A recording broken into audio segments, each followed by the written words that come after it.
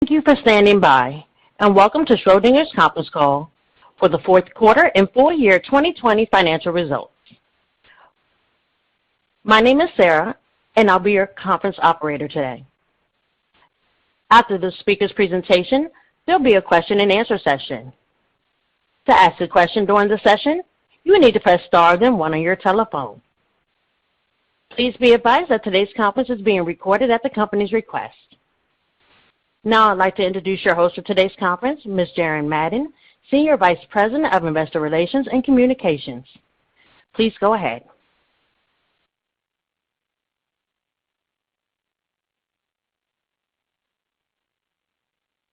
Thank you, and good morning, everyone.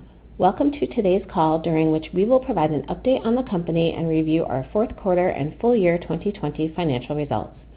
Earlier this morning, we issued a press release summarizing our financial results and progress across the company, which is available on our website at www.schrodinger.com. Here with me on our call today is Ramy Farid, President and Chief Executive Officer, Karen Akinsanya, Executive Vice President, Chief Biomedical Scientist, and Head of Discovery R&D, and Joel Lebowitz, Executive Vice President and Chief Financial Officer. Following our remarks, we'll open up the call for Q&A. I'd like to remind you that during today's call, management will make statements related to our business that are forward-looking and are made pursuant to the safe harbor provisions of the Private Securities Litigation Reform Act of 1995, including without limitation statements related to our future financial performance, including our outlook for the full year 2021, the potential advantages of our platform, our strategic plans to accelerate the growth of our software business and advance our collaborative and internal drug discovery programs, risks related to the COVID-19 pandemic, our expectations related to the use of our cash equivalents, and marketable securities, as well as our future operating expenses. These forward-looking statements reflect our current views about our plans, intentions, expectations, strategies, and prospects, which are based on the information currently available to us and on assumptions we have made. Actual results may differ materially from those described in the forward-looking statements and are subject to a variety of assumptions, uncertainties, risks, and factors that are beyond our control, including the demand for our software solutions, our ability to develop our computational platform, our reliance upon drug discovery collaborators, and other risks detailed under the caption Risk Factors and elsewhere in our most recent Securities and Exchange Commission filings and reports. Except as required by law, we undertake no duty or obligation to update any forward-looking statements discussed on this call as a result of new information, future events, changes in expectations, or otherwise. These forward-looking statements should not be relied upon as representing our views as of any date subsequent to today. During this call, we will also discuss certain financial and operating metrics, which are further described in our financial results press release and SEC filings. With that, I'd like to turn the call over to Ramy. Thanks, Jaren, and thank you everyone for joining us this morning. At Schrödinger, we have developed a world-class computational platform that is accelerating drug discovery and materials design by predicting key molecular properties with very high accuracy. We license our software to biopharma and industrial companies worldwide, and we are also leveraging our platform to advance a pipeline of collaborative and internal drug discovery programs with the aim of bringing new medicines to patients. We are extremely pleased with our execution across our business in 2020. Total revenue was $108.1 million, a 26% increase over the prior year. As you'll hear from Karen shortly, we also made excellent progress on our discovery pipeline and expect to initiate IND-enabling studies later this year for multiple programs. We also achieved important milestones in several of our collaborative programs, with 3 moving into the clinic in 2020. Additionally, we entered into a strategic collaboration with Bristol Myers Squibb to discover, develop, and commercialize therapeutics in multiple disease areas. The agreement provided $55 million to Schrödinger upfront, and we are eligible to receive up to $2.7 billion in preclinical, development, regulatory, and commercial milestones, in addition to royalties on net sales of each product commercialized by Bristol Myers Squibb. We are very pleased to be working with BMS, a proven leader in the areas of oncology and immunology. Turning to our software business, we saw very strong revenue growth in 2020. Software revenue was $92.5 million, a 39% increase over 2019, and we expect continued growth this year. We continue to receive excellent feedback from customers on the impact our platform is having on their discovery programs from both biopharma and materials companies. We are also continuing to advance the science underlying our platform. We extended FEP Plus to more accurately model binding affinities of metalloprotein inhibitors, an important class of inhibitors, better support macrocycle design and optimization, and more accurately predict binding selectivity, which is a major way of reducing potential toxicity of drug molecules. We also released a new active learning workflow for structure-based hit discovery, which can screen massive libraries of compounds with greatly improved computational efficiency. We plan to continue to invest heavily in the underlying science of our platform with a focus on increasing accuracy of the predictions and expanding the domain of applicability to a wider range of targets. As you'll hear shortly from Joel, we ended 2020 in a strong financial position with cash resources of $643 million. In addition to the continued investment in our computational platform, we are investing in our internal discovery programs to key value inflection points. We are adding new talent to support our R&D initiatives, and we recently hired our first head of early development. Our large number of drug discovery collaborations will continue to play a strategically important role for us as well. We believe having a mix of partnered and wholly owned programs provides us with the flexibility to create long-term value for our shareholders. We're excited by the many advances we've made, and we expect continued progress across all aspects of our business, our internal pipeline, our collaborative and partner programs, and our software business to support both drug discovery and materials design. We continue to navigate the challenges of COVID-19 and working remotely, and we're extremely appreciative of the dedication and resilience of our employees at Schrödinger. I'll now turn the call over to Karen for an update on our drug discovery programs. Thank you, Rami, and good morning, everyone. In 2020, we continued to make important advances on many fronts across our internal pipeline and portfolio of collaborative programs. Throughout 2020, we reported a significant increase in the number of collaborative programs in lead optimization. By the end of 2020, several of these programs had entered preclinical development or phase 1. We expect additional collaborative programs currently at the lead optimization stage to advance during 2021. We have made significant progress in our internal oncology programs targeting solid tumors and hematological malignancies. As Rami mentioned, last year we entered into a strategic collaboration with Bristol Myers Squibb for the discovery of small molecule compounds directed to 5 biological targets in oncology, neurology, and immunology. We are pleased that 2 of our internal programs, HIF2α and SOS1-KRAS, are part of this collaboration. I'll focus the rest of my remarks on our 3 wholly owned programs, MALT1, CDC7, and WEE1. Based on the strong data we've generated to date, we plan to move forward with IND-enabling studies for these programs. Subject to completion of the preclinical data packages, we expect to submit up to 3 IND applications in 2022, with the first submissions expected in the first half of next year. Starting with MALT1, we have made significant progress in the last year. MALT1 is a protein that is downstream of BTK in the NF-κB signaling pathway.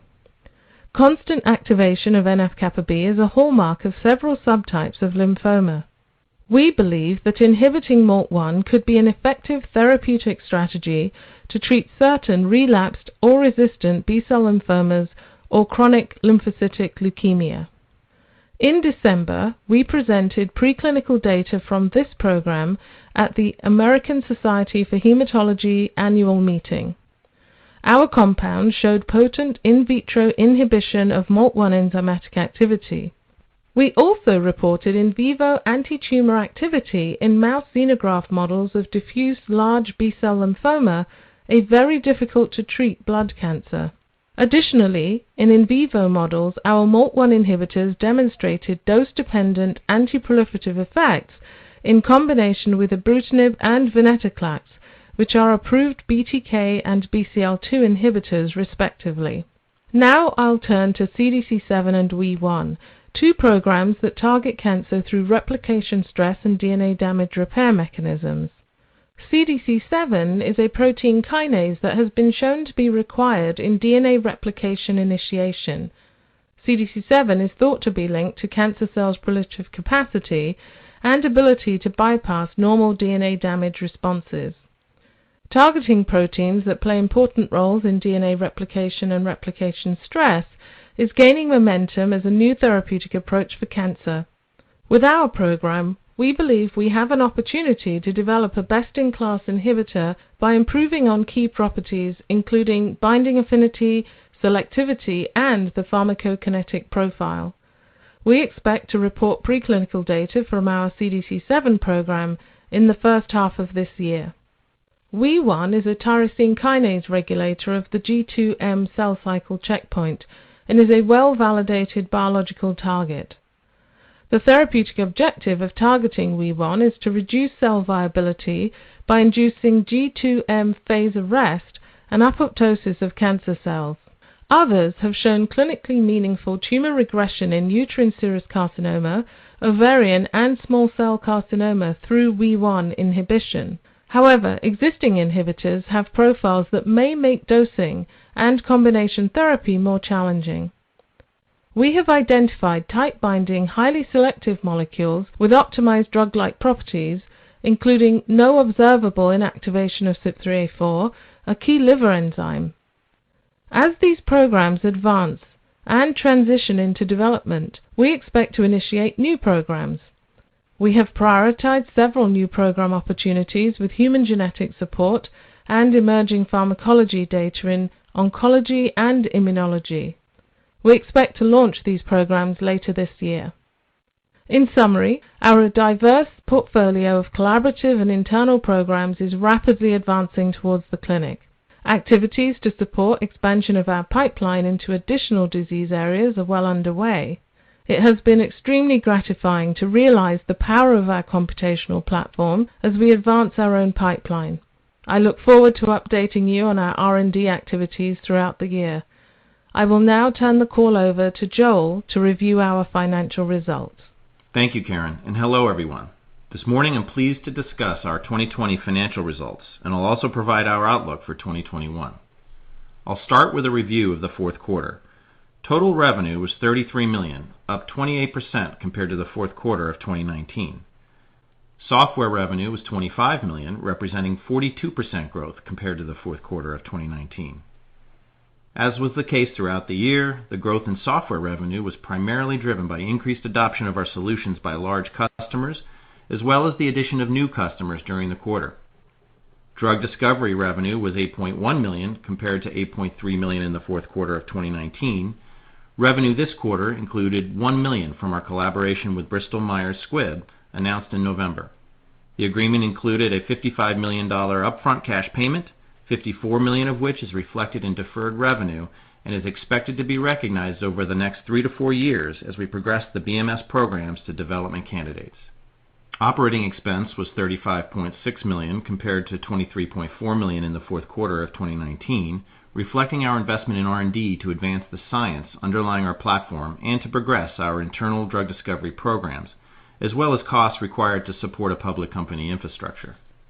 We recorded a net loss after adjusting for non-controlling interests of $11.1 million compared to a loss of $6.8 million in the fourth quarter of 2019. For the full year, total revenue was $108.1 million, a 26% increase over 2019. Software revenue was $92.5 million, up 39% versus 2019, with strong growth in both life sciences and material science. Discovery revenue was $15.6 million compared to $18.8 million in 2019. As we've stated before, discovery revenue fluctuates from period to period as it is dependent on the timing of project milestones. Additionally, discovery revenue is impacted by the timing and revenue recognition of certain transactions, such as the BMS agreement.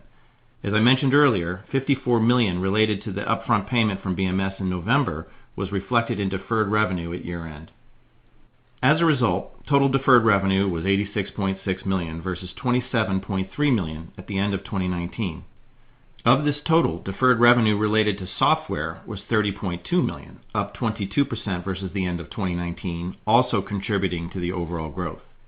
Full-year operating expense was $124.4 million versus $87.8 million in 2019, reflecting our increased investment in R&D and increases in G&A to support our operations as a public company. In 2020, we recorded other income of $34.6 million, compared to $12.7 million in 2019, driven primarily by the increased market value of our equity holdings in Morphic and Relay. These results demonstrate the value creation opportunity of our collaboration strategy. Net loss after adjusting for non-controlling interests was $24.5 million compared to a loss of $24.6 million in 2019. We ended 2020 with cash, equivalents, marketable securities, and restricted cash balances of $643.2 million, up from $599.5 million at the end of the third quarter of 2020, primarily due to the $55 million upfront payment from BMS. For the full year, operating activities generated $16.8 million in net cash versus using $26.1 million in net cash in 2019. In addition to the financial results we just reviewed, I'd like to report on some key software performance indicators for 2020. Total software annual contract value, or ACV, reached $92.1 million in 2020, representing annual growth of 22%, which is an increase from the 18% annual growth rate we saw in 2019. The number of customers with ACV of more than $1 million increased to 16, up from 10 in 2019. Customers with an ACV over $100,000 increased to 153, compared to 131 in 2019. This customer cohort represented 79% of our total ACV in 2020, and our retention in this customer segment was 99%. Finally, the number of total active customers was 1,463 compared to 1,266 in 2019. We are pleased with the performance across our business, and as we look ahead to this year, we are focused on executing on our strategy and generating long-term growth. At this time, I'll provide our revenue expectations for 2021. We expect total annual revenue to be in the range of $124 to $142 million, which includes software revenue of $102 to $110 million and discovery revenue of $22 to $32 million. With regard to software, we are excited about the momentum we've established and the opportunity for growth ahead. In 2020, we saw a large increase in the number of customers spending over $1 million per year, which helped drive our strong revenue growth. We continue to work with our customers to demonstrate the benefits of deploying our solutions at an even greater scale, and we believe there is opportunity for ongoing significant growth over time. Due to the increasing size of the individual contracts and the timeframes associated with larger scale deployments, we anticipate this growth will vary from quarter to quarter and even year to year. For 2021 specifically, we expect that software growth will be higher in the second half of the year than in the first half due to some of these same factors. With respect to drug discovery revenue, there are a few elements that impact our guidance. The first is revenue recognition related to the BMS transaction. As I've mentioned, we received $55 million in the fourth quarter of 2020, of which $54 million was reflected in deferred revenue. We anticipate this revenue will be recognized over the next 3 to 4 years as we advance the programs to development candidates. The second element that impacts our guidance is our strategy to progress our lead internal programs into the clinic ourselves. As a result, we do not currently anticipate licensing revenue in 2021 related to these programs.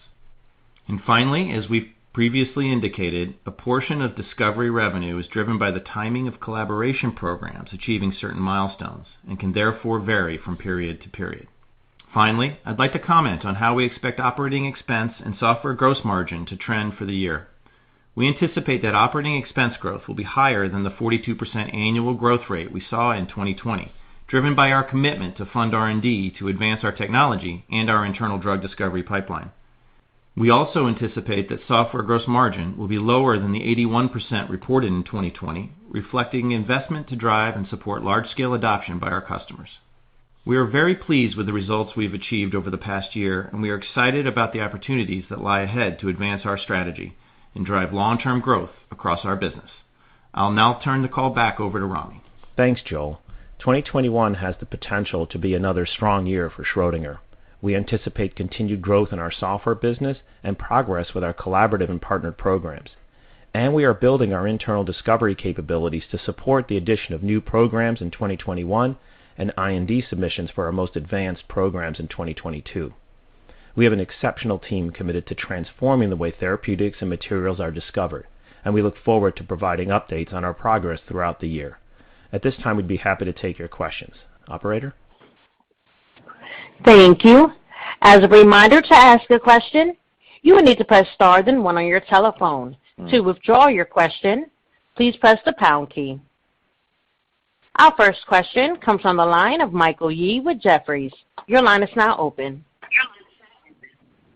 Hey guys, thanks for the question. I think I have two, and I think it would be very helpful because I think investors are quite confused, and I'm sure you can see where the stock is trading. Number one, on 2021 guidance, can you clarify your software guidance, 102, 110, 102 to 110? I think it implies 13, 14% year-over-year growth, yet you just came off a whopping 40%. So are you putting some conservatism in there? I know Joel made some comments about second half better than first half. So just help us out with that a little bit. I mean, you had a great 2020, and so people are thinking, well, why did we drop to 14%? So talk about that a lot and tell me if there's conservatism in there. And then secondly, can you talk about the drug discovery portion? I think you made some comments about that, and I think some of that lower than consensus revenue is due to amortization of milestones and things of that nature. So you can talk to those two different lines. That would be great. Great. Joel? Sure. Thanks, Mike. So, in 2020, we're obviously really happy with the progress that we made, and the fact that it's underpinned by larger contracts and the addition of new customers in a really challenging environment.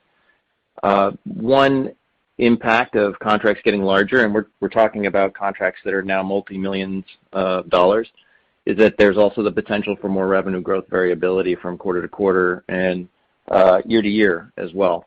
But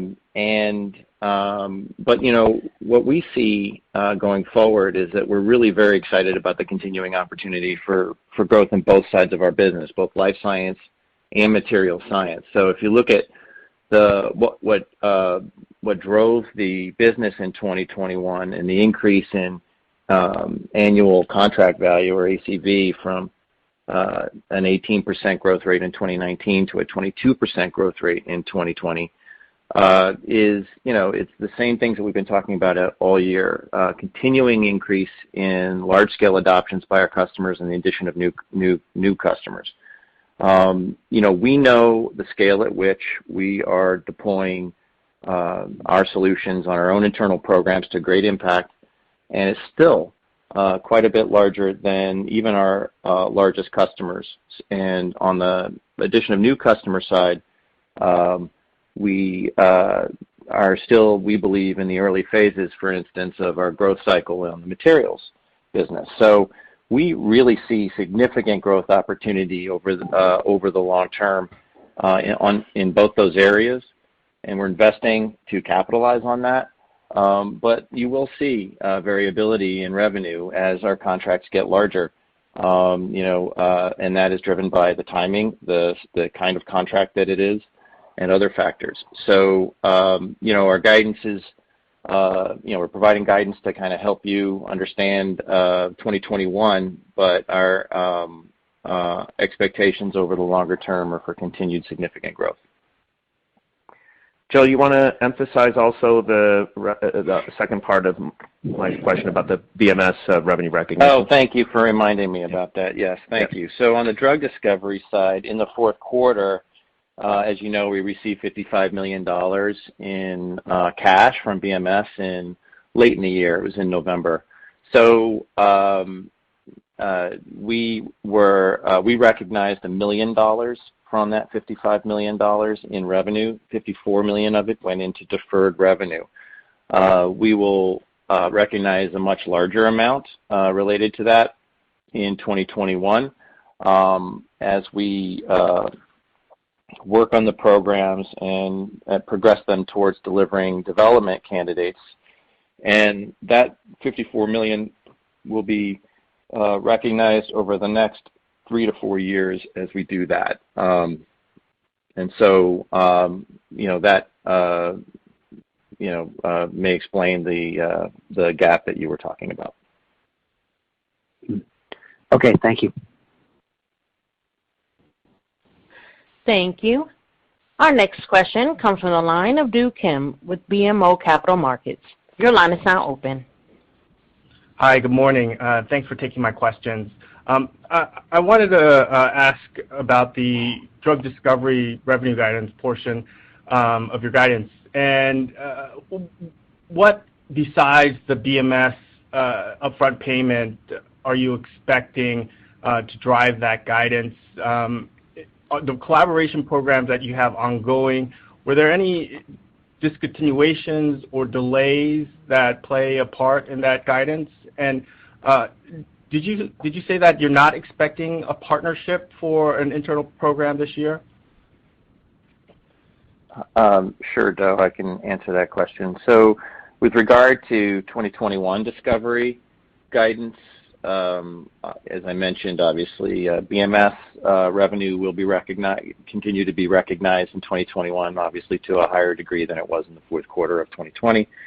But we do expect to continue to earn milestone and research funding revenue in 2021 related to our collaborations. I will say that with regard to receiving those, the programs are advancing broadly. Karen has talked about this. I think most recently you saw great news released from Morphic on Morph 057 that we worked on earlier this week. And in addition to the milestones, you need to also consider the increase in equity value that we have been deriving from these collaborations. So, last year we saw a significant contribution in terms of other income from our equity stakes in Relay, Morphic, as well as cash distribution from Petra. And, so far this year, that has been continuing. So, with regard to our internal programs, what I was referring to there is that our 3 lead programs, as we've talked about, MALT1, CDC7, and WEE1, we are intending to take into the clinic ourselves, and so at least towards the clinic and into the clinic. And therefore, we're not planning at this point, we're not guiding to any licensing revenue related to those programs in 2021 as we continue to advance those ourselves. With regard to possible other transactions that may or may not occur this year, we're not guiding to that right now. It's we're not including that in our guidance. Okay, got it. And additionally, on the internal programs, you're expecting your first IND filing in the first half of 21. Is that a delay to your prior expectations? And if so, what's driving that? Karen, do you want to address that? Yeah, hi, Doe. No, that does not represent a delay. In fact, I think we've in the past explained that our programs have actually moved faster than we expected, and in the case of MALT1, we're just around the 2-year mark, and by the time we initiate GLP tox, it will be about 2 years actually since we started the program. So there are no delays at this point. All of our programs, the data packages are looking good, and we're pretty confident about the opportunity to initiate that first GLP tox study in the first half of this year. And as Joel said, also the opportunity for the additional programs over the coming year as well. And from the sounds of your comment, it seems that MALT1 will be your first IND? Yes, based on all the information we have right now, we did present data at ASH, and I think you've had an opportunity to see that. As we discussed, the package really does look very supportive, and we are on track, as we've discussed, to file that first GLP tox in the first half of this year, and we're expecting to initiate clinical trials in the first half of next year. Great. Thanks for taking my questions. Thank you. Our next question comes from the line of Michael Ryskin with Bank of America. Your line is now open. Hey, thanks for taking the question, guys. Not to belabor a point, but I want to go back to the software guide a little bit, just to parse it out. Given how critical it is for the model. Historically, you've had really good visibility on future year revenues, just given the nature of the license contracts, and the fact that there's a pretty substantial amount of deferred revenue every year, the fact that a lot of the contracts are annual, the renewal rates, all the visibility that provides you. So just to go back to that, 10 to 19% software outlook, you commented on more and more large contracts as the mix shifts. Is there something that's different about the visibility in these contracts? Is there something that makes you a little bit more cautious about the renewal rate, the pacing of them coming through? Any color you can provide on how that affects your forward visibility on the deferred revenue, on the renewals, and the conversion there. And then I've got a follow-up question on the drug discovery side. Sure, Mike, I can answer that. Thanks for the question. So, really when you think about driving larger and larger contracts, and again, we think the opportunity is still very significant.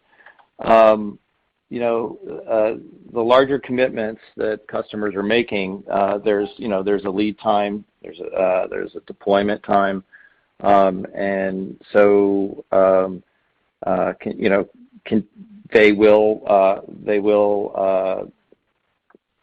we will enter into these contracts. We anticipate at larger and larger levels over time, but the timing of when we convert customers to these larger levels does play a more outsized factor the larger they get. With regard to retention rates, there's no issues there. Obviously, you saw that we have 99% retention in our large customer base, over 100,000 ACV. It's really about pretty significant decisions that our customers have to make, multi-million-dollar commitments that they have to make to upsize. And sometimes that takes time, and we work hard to demonstrate to our customers the value that we're seeing on our internal programs in applying our solutions at much greater scale than they're currently applying to their own programs. And that's an ongoing discussion that we have. So there's both sales cycle and deployment time, and that does in fact impact the variability in the growth rate. But we are confident that over the long term, the value of deploying our programs at much larger scale is large and significant, and we are working to achieve that over a multi-year period. And Mike, let me emphasize that we still continue to receive really extraordinarily good feedback on the software, on the impact it's having, and that's increasing. So that's a really, really important thing that we continue to see. So still lots of optimism about being able to convince customers to scale up to this, to the level of usage that our partners and us internally are using. So would it be fair to say that again, you saw about 40% software growth in 2020. A lot of that was, as you noted, was a move up in terms of ACV from medium to large to very large. You're not anticipating that those were one-time moves and some of those people may scale back down or may take a pause. Is that fair to say? Absolutely. Okay. And then follow-up question, if I can squeeze a second one in. On the balance sheet and sort of the strength you have there and how that's going into the business, obviously very strong balance sheet. How should we think about that being deployed across the business? You've got more than enough to support your cash flow and your cash needs as it is now. So are we anticipating accelerating spend to support the clinical trials? How should we phase that through the rest of this year and next year as those three lead compounds move forward? Or is it sort of the back end of the portfolio, reinvesting in the software business? Could you comment on that? Absolutely. I mean, that's what we're obviously most excited about is the progress of the internal programs, the three that Karen talked about. And, I think that should be viewed, of course, as a very positive thing that these programs have progressed to the point that they have, that we've been able to build internally the organization that's required to be able to go into IND-enabling studies and then into the clinic, and that there's so much excitement about the mechanisms. So that's definitely one of the very important part of our strategy is to take these programs further into the clinic to significant value inflection points. We are also, as you know, we have a really differentiated platform and a significant lead over anybody else in the space. And in order to maintain that lead, it is important to continue to very aggressively invest in that platform, maintain that lead, and also to continue to advance the technology. We're seeing the impact it's having at our customer sites, at our own internal programs, at our collaborative programs, and we've demonstrated that that investment in the science and getting the science right, and has a really profound impact on the way programs progress. So we'll continue to lead in this space and to advance not only the accuracy of the methods, but the domain of applicability, which allows us to work on even more targets than what's possible today. Okay, thank you. Yep. Thank you. As a reminder, to ask a question, you will need to press star then 1 on your telephone. Our next question comes from the line of David Lebowitz with Morgan Stanley. Your line is now open. Question. Hello, thank you for taking my question. Given the ACVs at 92, does it suggest that the ability to actually gain new customers is somewhat limited at this point? Or I guess what type of customers at this point are you actually trying to add? Yeah, so it depends on what area of the business we're talking about. So on the life science side, as you know, the main source of growth there, as Joel talked about and as we've talked about before, is to increase usage. We see huge opportunity there because, as Joel said, the level of usage of the software is much, much lower, even at our largest customers, than what we're using internally and what we're using with our partners. On the material science side, a lot of the growth is coming from new customers and new verticals that we're getting into. So hopefully that answers your question. And I guess if we look across the client base, I know that you definitely have had a lot more customers added to the 1 million users, ACV users, and more added to the 100,000 ACV users. That's right. With that in mind, are there a proportion of users in the 1 million that are disproportionate and actually affecting a lion's share of the revenue among all the users? So while there might be 16 in the 1 million plus users, are there a smaller proportion that are disproportionately affecting the entire revenue base? Yeah, I mean, I can answer that, Rami, if you like. Yeah. Thanks, Joe. I think we in our K, you can see the top 10 accounted for 34% of our revenue, our top 10 customers. It's up from, I believe, 29% the year before. So it is up, but it's and that's an important element of our growth strategy. Obviously, as I mentioned, our large customers getting much larger remains to be a big opportunity for us going forward, as Rami just discussed. And there's plenty of runway left for growth there, we believe. But really, we saw growth across, really broad-based growth across the business.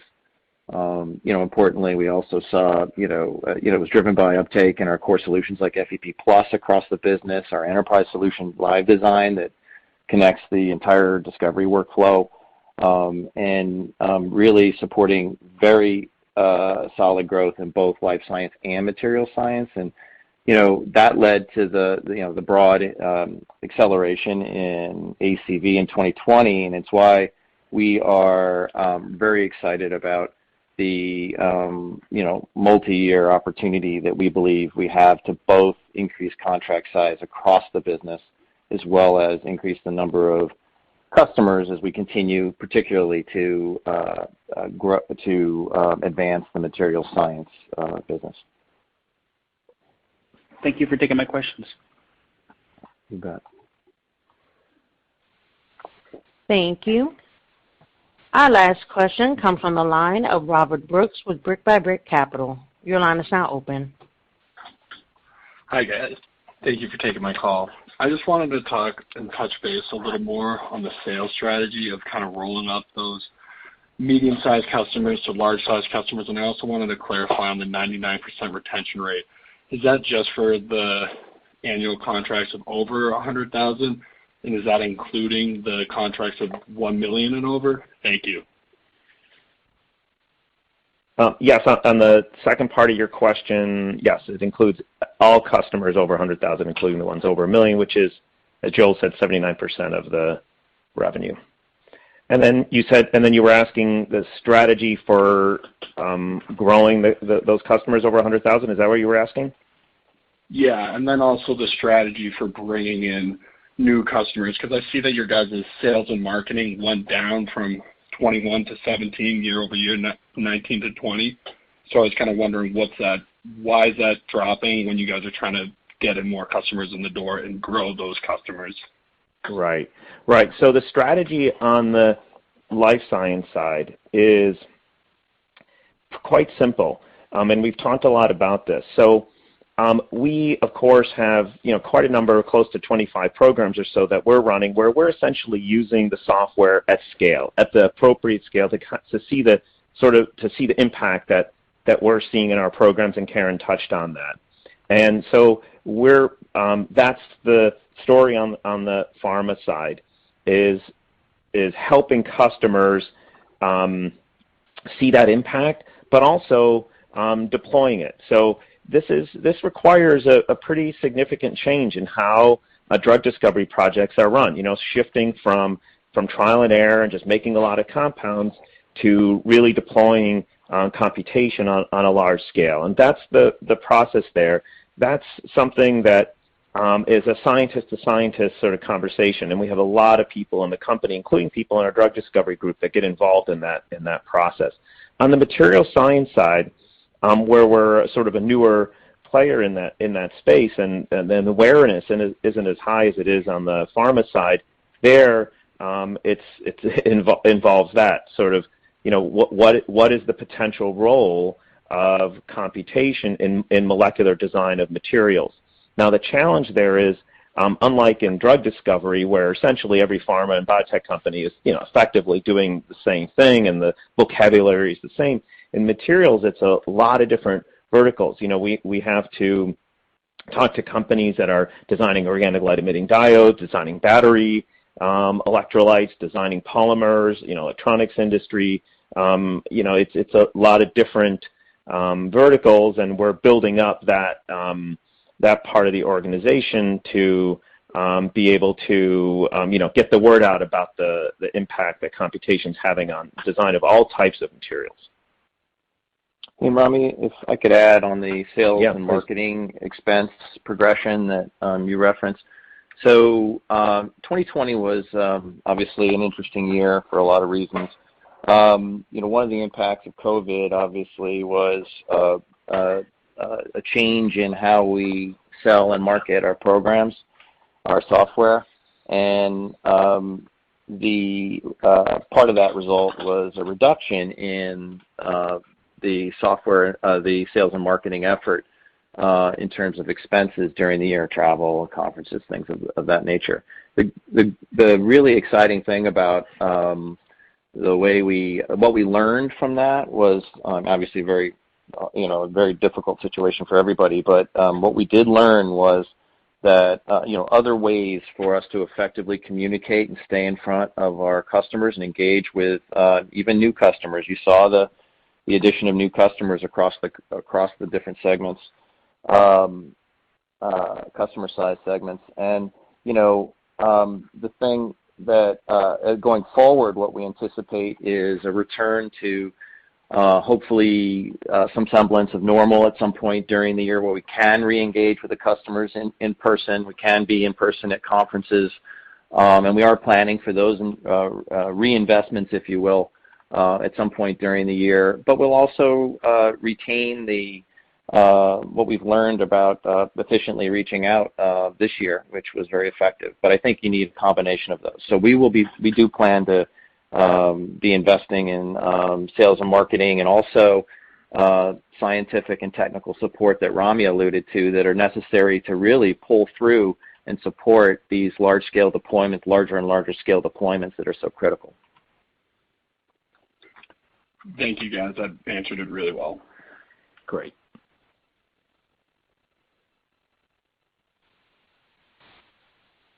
Thank you. There are no further questions. Ladies and gentlemen, this concludes today's conference call. Thank you for your participation. You may now disconnect.